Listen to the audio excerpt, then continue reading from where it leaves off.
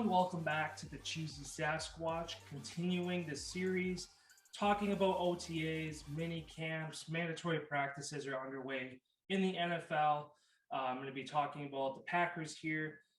Feel free to go check out all my other videos. I've talked about the Packers quarterback room, running back room, receivers. Moving on to the tight ends here. Kind of a very pivotal point of the Packers offense. I mean, a lot of offenses really depend on their tight ends, both in the pass and run game. The Packers is one that they're kind of trying to rebuild a little bit. Currently with 7 tight ends on the roster. Going through them right now, there's Eli Wolf, Robert Tonyan, Lise Mack, Mercedes Lewis, Josiah DeGuara, Tyler Davis, and Dominique Daphne. Again, while the Packers are a team that loves to heavily rely on their tight ends for blocking, pass protection, they also are leaned upon for those timely catches. And in this past year, we got to kind of see a breakout year for Robert Tonyan in his second year with the Packers. Kind of a quiet first year, and then the second year, he was a big part of that offense. And then on that Thursday night game in Arizona, had a season-ending ACL injury. So as far as his return, it's still a question mark as to when and how productive he will be when he comes back. Some guys come back and take a step up from an injury like this. Some guys never really get back to the same. So obviously we'll see what happens with him. Mercedes Lewis, that vet in the locker room along with Rodgers and Crosby. Again, kind of a do-it-all guy, really great in pass protection, run blocking, and a huge target for third and medium, third and short.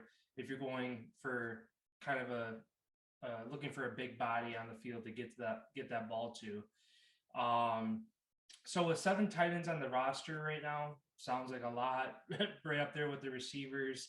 Obviously, they won't end with 7 tight ends.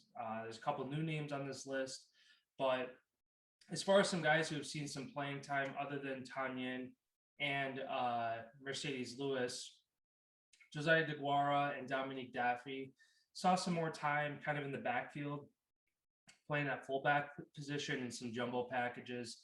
The Packers don't currently have a fullback on the roster, along with a lot of NFL teams. I think there's only a handful of teams that have a set fullback on the roster. Most teams just use a bigger running back to block, or in this case, tight ends like the Packers do.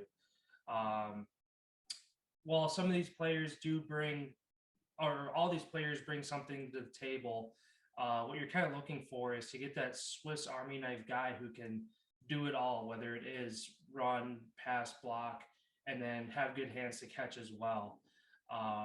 As far as the OTAs going on right now and going into the camp here in June into July, a guy to kind of keep an eye on, at least one that I'm going to be kind of seeing his progression throughout the camp, is Tyler Davis. I think that he's going to be getting a lot of first team reps with Tonyan being out. You know what you get out of Mercedes Lewis. You have tape on DeGuara and Daphne. So Davis is going to be that guy. I think that's going to get a lot of first team, second team reps until Tonyan comes back. Again, there hasn't been an exact timetable on what he's set to return. I think that Matt LaFleur mentioned that he plans to be back for training camp right around preseason time.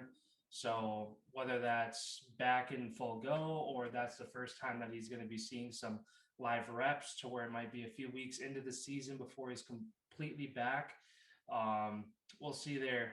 Just as, I mean, for Bakhtiari, they're expecting him to come back this season, and he came back for that half game at the end of the year against Detroit and then didn't see the field in the playoffs. So I know he's still having a slow progression back to the field, and even he hasn't had a lot of reps yet this offseason either. So this tight end group, again, doesn't really get a whole lot of as much love as they deserve. Obviously, they wear multiple hats. They have to block, both run, pass, and then need to be a part of the pass game as well. So The 7 guys on the roster, I'm sure that they're going to be able to kind of sort through and figure out who they want to keep.